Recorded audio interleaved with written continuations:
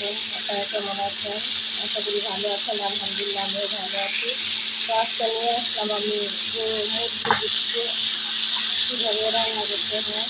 তো আমি আজকে মুরগির ডিমকে ভুনা করবো। তো আমার ভিডিওটা আপনারা দেখতে থাকুন। প্রথমে মুরগিগুলো আমি হলুদ মরিচ লবণ দিয়ে ভেজে নিলাম। আমার মুরগিগুলো ভাজা হচ্ছে, ভালোভাবে ভেজে নেব। ভেজে সুন্দরভাবে আলু দিয়ে ভুনা করবো। আর আজকে সাথে আছে আপনার ভোলা খিচুড়ি।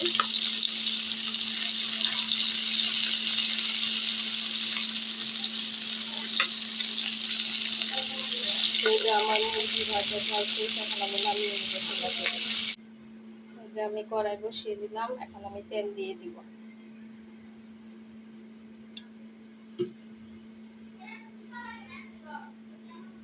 তেল গরম হয়েছে, এখন আমি পেঁয়াজ কুচিটা দিয়ে দিব।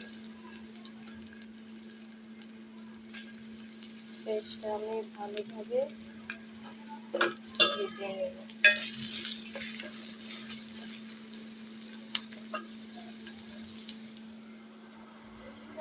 যেটা আমার পেঁয়াজ ভাজা হচ্ছে, মুরগিটা ভালো করে কষিয়ে নেব।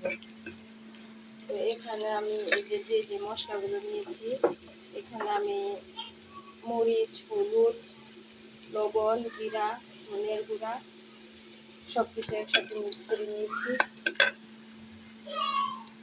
এখন আমি মশলাটা দিয়ে দিব।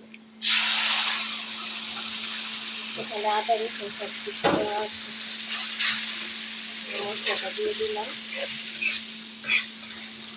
ভালোভাবে কষিয়ে নেব। আমার মতো রান্না করে খাবেন, এভাবে রান্না করলে খুবই মজা পায়। খুবই লোভনীয় লাগবে।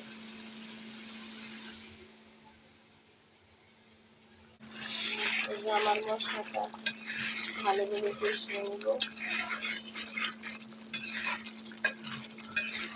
এখন আমি কষানো শেষ মশলা, এখন আমি মুরগির গোস্তগুলো দিয়ে দিব। আগে থেকে মুরগির গোস্তটা ভেজে রেখেছিলাম, তো ওইটা আমি দিয়ে দিলাম।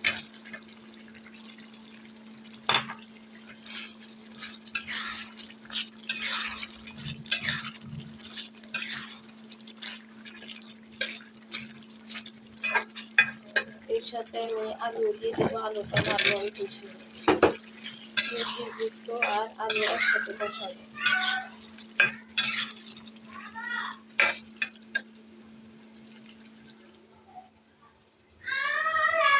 তো এই যে আমার মাংস কষানো শেষ, এখন আমি এটা নাড়া দিব, দিয়ে অল্প একটু পানি দিব, দিয়ে ভালোভাবে কষিয়ে নেব। আমার ভিডিওটা আপনারা দেখতে থাকুন। এখন আমি পানি দিয়ে দেবো, পানি দিয়ে ঢাকনা দিয়ে ঢেকে দেব। এই যে আমি পানি দিয়ে নেড়ে দিলাম, এখন আমি ঢাকনা দিয়ে ঢেকে দেব। তো আপনারা ভিডিওটা দেখতে থাকুন। তো এই যে আমার তরকারি রান্না করা শেষ, দেখতে খুব লোভনীয় লাগছে, খুব সুন্দর। এভাবে আপনারা করে খাবেন।